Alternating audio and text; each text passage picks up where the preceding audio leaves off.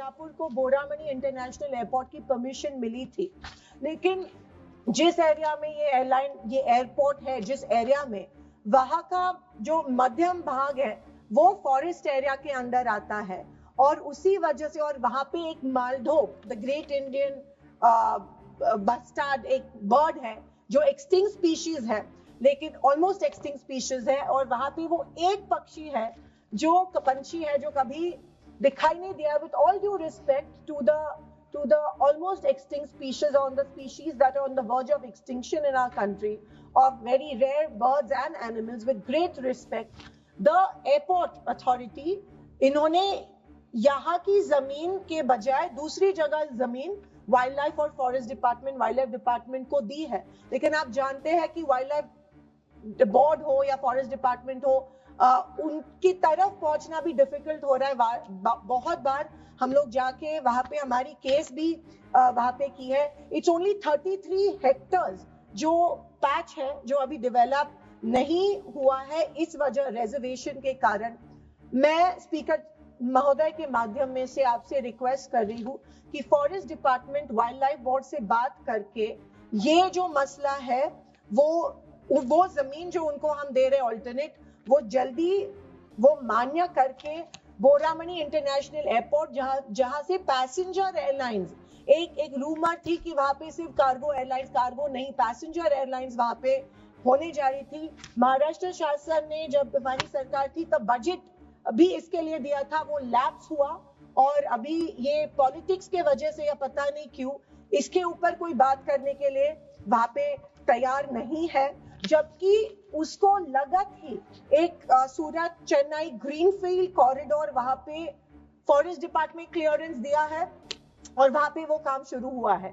सिर्फ ये बोरामनी international airport को परमिशन नहीं मिल रही है, और इसीलिए मैं दरखास्त करती हूँ कि दोनों बोरामनी इंटरनेशनल एयरपोर्ट को जल्द से जल्द परमिशन मिले. माननीय अध्यक्ष, मैं आपके माध्यम से दोनों मंत्रियों का ध्यान आकर्षित करना चाहती हूँ, क्योंकि शोलापुर में होडगी एयरपोर्ट है और मैं बढ़ती हुए टैरिफ्स का निषेध कर रही हूँ. खास करके जब किसी भी टिकट का चेंज या कैंसिलेशन होना पड़ता है, तो पहले वो कर सकते थे एग्जिस्टिंग टिकट पे कैंसिलेशन या एग्जिस्टिंग टिकट पे चेंज होता था. अभी वो पूरा का पूरा टिकट कैंसिल करके दोबारा टिकट करना पड़ता है. इसके ऊपर भी अगर कुछ आप नियंत्रण कर सके तो मेरे ख्याल से अच्छा होगा.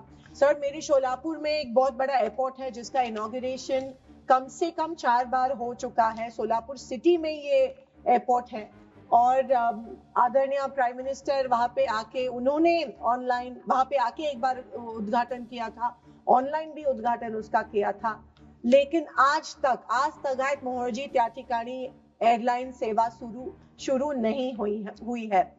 जबकि डीजीसीए ने वहां पे परमिशन बहुत बार दी है, जबकि बहुत बार प्रॉमिस किया गया कि एयरलाइन शुरू होगी. इलेक्शन के पहले तो एक ट्रायल फ्लाई भी वहां पे हुआ था, लेकिन उसके बावजूद भी आज तक शोलापुर, जो एक हैंडलूम हब है, पावरलूम हब है, जो आंध्र प्रदेश और कर्नाटका की बॉर्डर करता है, जो पूना से लगभग 4 घंटे लगते हैं. यूपीए सरकार के दौरान किंगफिशर रेड ATR वहां पे उड़ रहा था. It was a proper running service given by Kingfisher red. वहां पे एक चिमनी थी, एक शुगर फैक्ट्री की चिमनी थी, और तब बवाल किया गया कि ये चिमनी के वजह से यहाँ पे लैंडिंग और टेक ऑफ नहीं हो रहा है. लेकिन ATR was flying, ATR Kingfisher red वहां पे फ्लाई कर रहे थे, लेकिन कुछ पॉलिटिक्स की वजह से वो चिमनी भी गिराई गई, और चिमनी गिराने के तुरंत बाद कहा गया कि अभी 2 हफ्ते में एयरलाइन सर्विस शुरू होने वाली है. All permissions are in place, लेकिन अभी भी क्या वजह है कि शोलापुर पर इतना अन्याय क्यों हो रहा है, और शोलापुर में क्या वजह है कि अभी तक एयरलाइन सर्विस, जो हमारा पावरलूम और हैंडलूम हब है, वहां पे एयरलाइन सर्विस अभी तक शुरू नहीं हुई है. तो मैं सारे परमिशंस इन प्लेस है. एक 70 सीटर की प्राइवेट कंपनी का भी आपने वहां पे अनाउंसमेंट किया था, टिकट बुकिंग भी हुई थी, फिर भी अभी तक शोलापुर में एयरलाइन सर्विसेज शुरू नहीं हुई है.